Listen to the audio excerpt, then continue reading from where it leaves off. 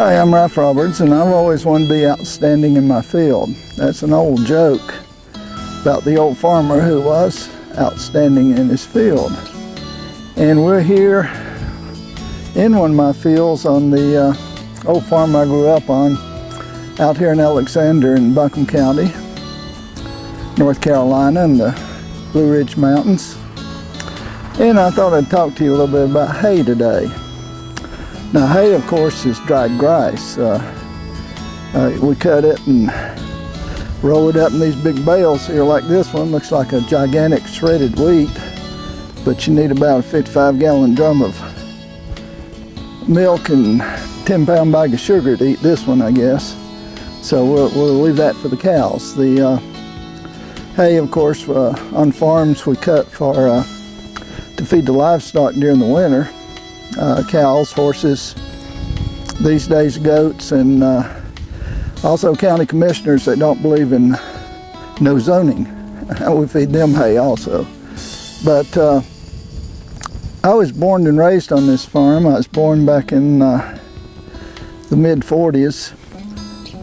So I grew up out here, and I've seen a lot of changes in the way that we handle hay. A lot of major changes over the years.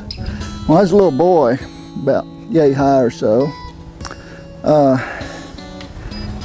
can still remember in the very early 50s we were cutting hay with horses and raking the hay up, and because of the logistics of getting it to the barn and everything, normally we'd put the hay in stacks. We'd go up to the woods and cut a big old,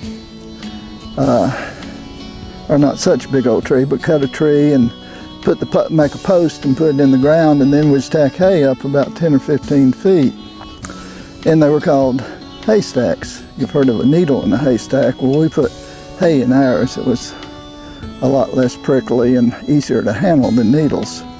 So, but one of my first jobs on the farm as a little boy was to go round and round holding onto that pole and tramping down the hay as they threw it up with pitchforks.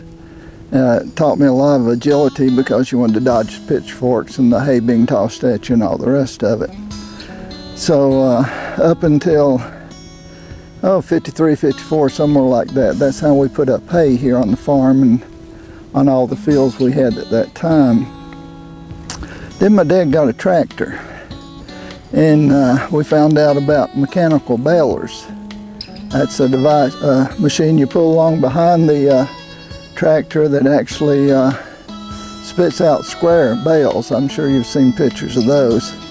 And they weigh 30, 40 to 100 pounds, depending on how tight they were baled and how damp the hay might have been. Although normally you don't want to put up damp hay because it'll rot.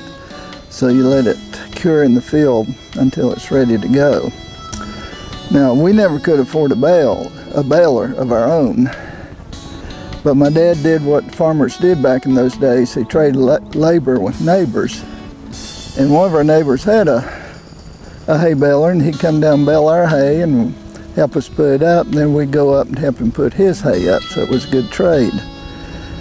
So for most of the time I was growing up, until I was a young man and went away to the Army and to college, I put up a lot of hay bales on these fields. If I had a nickel for every hay bale that I'd put up, that'd probably be a stack about as high as this big roll of hay here. Well, after I got away and to college and the Army, and then worked for NASA for a while, and I wasn't home, during that time, the way that farmers put up hay changed. And it changed because of the way society was changing. There were no longer enough small farmers around where you could really trade labor. You pretty well had to do it all yourself or hire somebody. And they hadn't much money for a small farmer in farming. So most of them really can't afford to hire people. So they came up with a machine that rolls hay in these huge rolls like this. Now this probably weighs 800 to 1,000 pounds or so. It's very heavy.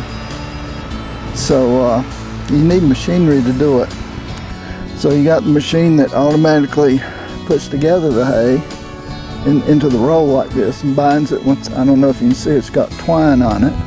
They'll bind it with the twine. And then the farmer has a sort of a front loader device on the front of his tractor with a great big spike on it. They just sticks into the hay somewhere in the center, and he can actually raise it up and put it on a truck or carry it to the barn, put it inside until he's ready to take it back out during the winter and break it open and feed his livestock with it. And what this does, it means that one person can put up a hay crop that used to take 5 or 6 or 7 people to do. So automation has come to the farm, and it's made a huge difference in it. Now this hay is not just rice, by the way.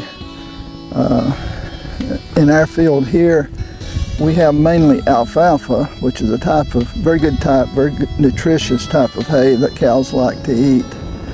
And it's mixed with timothy, I believe. And of course a lot of weeds too. The weeds add flavor to it, and you can't keep them out, and the cows seem to eat them anyway. So in normal times, when there's a good amount of rainfall, farmers will mow 2, maybe sometimes 3 times a year. In our case, we're in July now, and we should have mowed probably back in May, but it's been really dry for the last month or so. So this is the first mowing of the year. And there wasn't really as much hay as we normally get, but that's part of farming, and no reason to lose hope. If we have good rains during the rest of July and in August, there'll be another good mowing, probably heavier than this one, that will come out of it. So I thought you'd enjoy learning about hay. This is Ralph Roberts from the farm in beautiful downtown Alexander, North Carolina.